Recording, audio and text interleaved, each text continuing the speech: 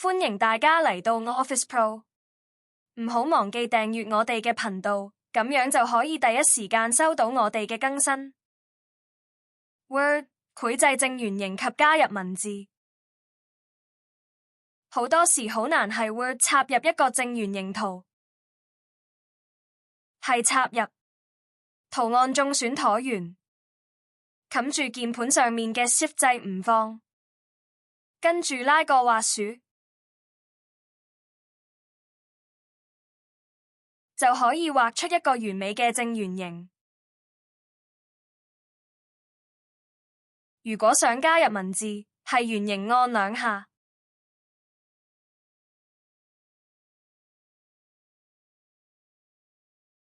可以係對齊文字調校位置。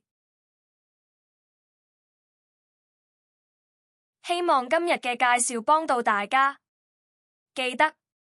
Like and share.